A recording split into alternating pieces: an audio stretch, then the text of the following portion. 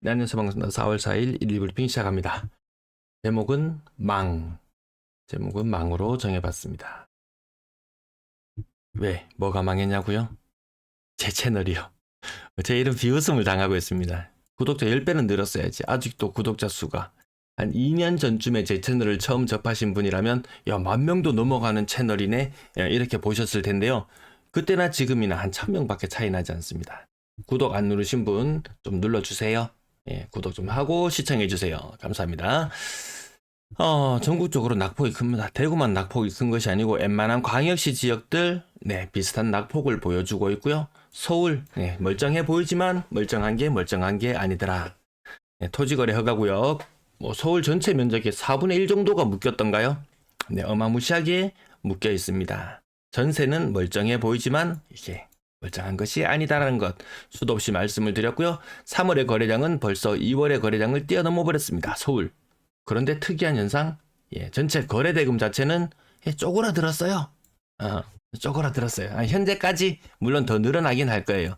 근데 늘어나는 거래량에 비해서 거래 대금이 쪼그라들었다. 그러면 건당 거래 대금이 계산되시나요? 네. 2월 달에 건당 거래 대금은 15억에 달했습니다. 토호제 관련된 것이죠.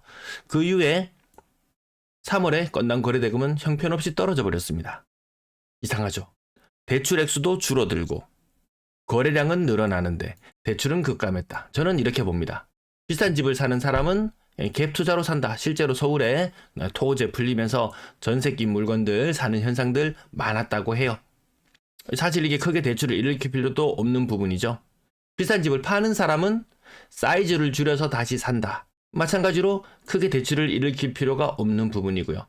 이런 현상이 일어난다면 거래량은 늘어나지만 대출은 줄어드는 현상. 저는 이렇게 해석을 해봅니다. 양극화 이야기하면서 양극화 있는 대로 그대로 보지 못하고 비싼 아파트 오르면 내 것도 오르겠지. 이런 망상에 사로잡혀 있는 게 아닐까. 이런 막연한 믿음으로 여전히 시장에 존재하는 것 같습니다. 하지만 우리는 지난 3년간 23년도에도 반등장에서 고가의 아파트와 저가의 아파트는 서로 다른 길을 간다는 걸 확인했고요. 24년도에도 우리는 확인했고요. 25년도에도 확인하고 있습니다.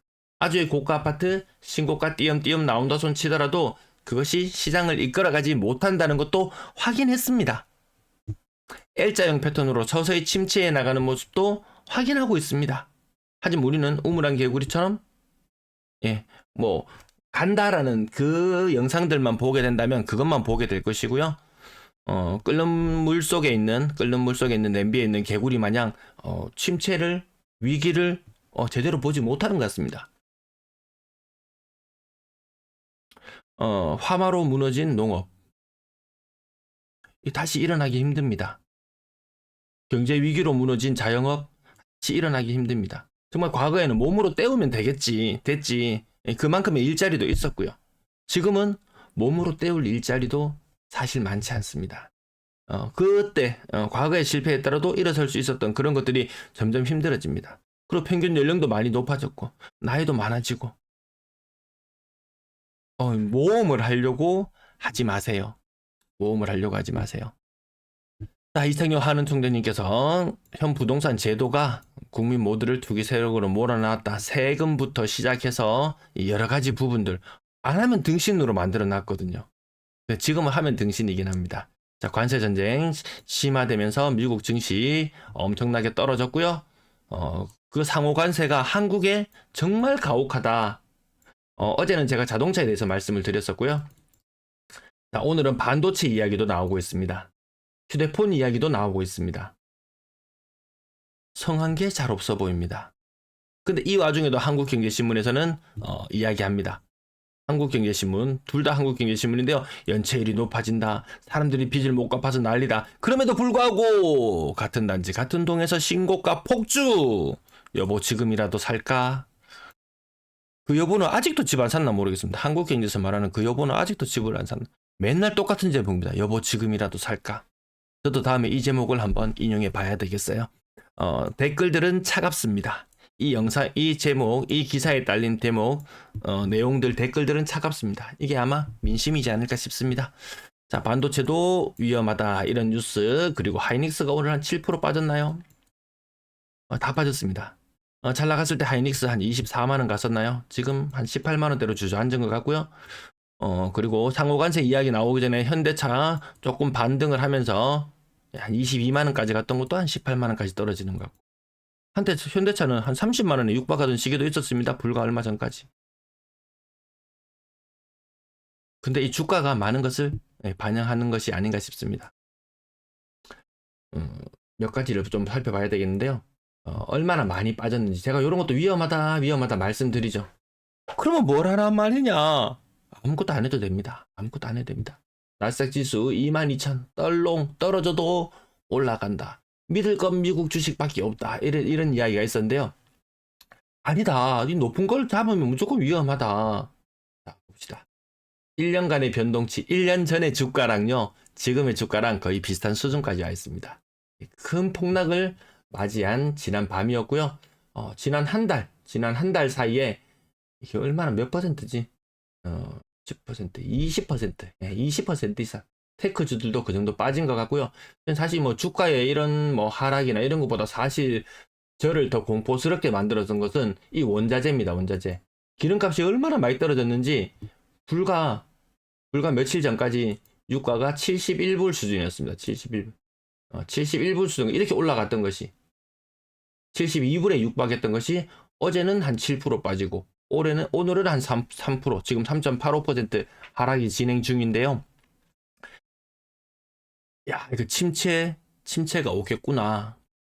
그런 것들이 요 원자재를 통해서 우리가 확인할 수 있는 부분들이 아니겠습니까? 여기 오늘 저도 침체 많이 경험하고 있습니다. 네, 여기 의성 마늘햄 한번 올려둘게요. 의성 마늘햄 좋아하시는 분들, 이게 저는 그게 맛있더라고요.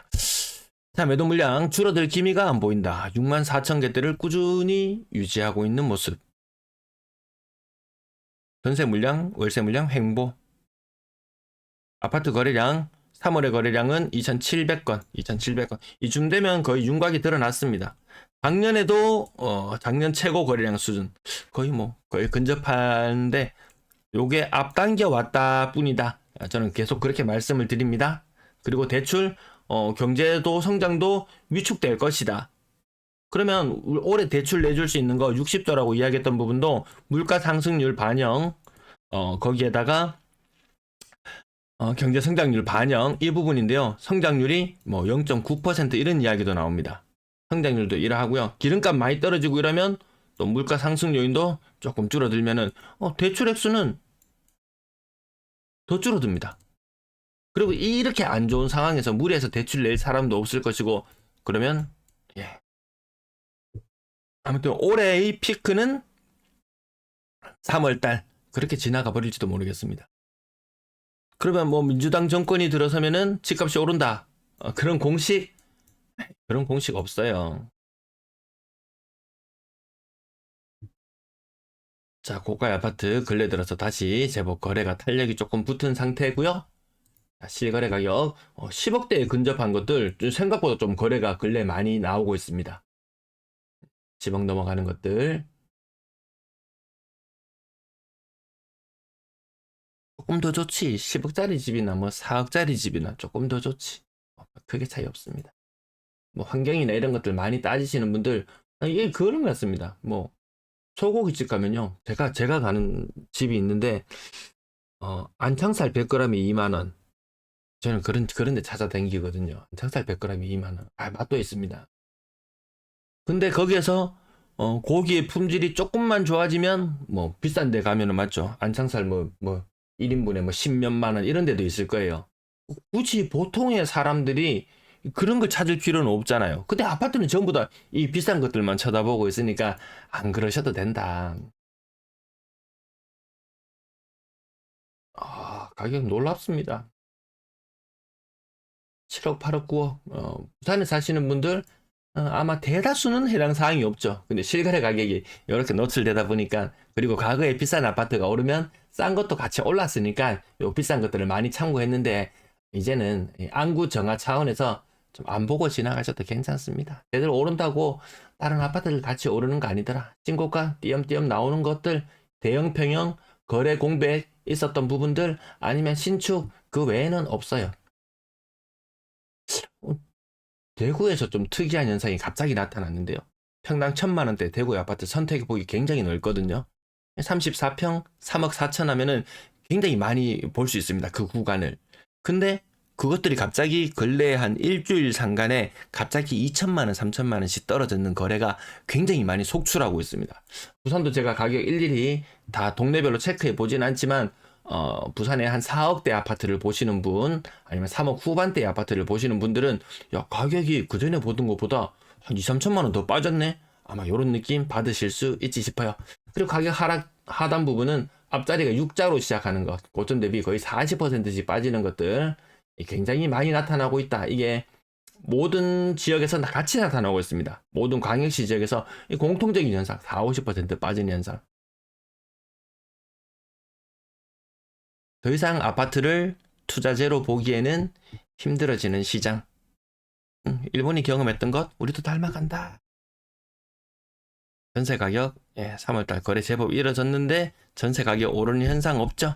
주간 실거래 지수상으로는 이 플러스가 요때부터 거의 한 1년째 지금 전세가 상승이라고 계속 뉴스에 나오고 계속 주간 실거래 지수가 발표될 때마다 이야기 나오지만 1년 전에 전세가나 지금 전세가나 똑같아요. 자, 저가의 전세를 찾는 사람은 더 늘어나고 고가의 전세를 찾는 사람들은 줄어드는 형국이다. 시청 감사합니다.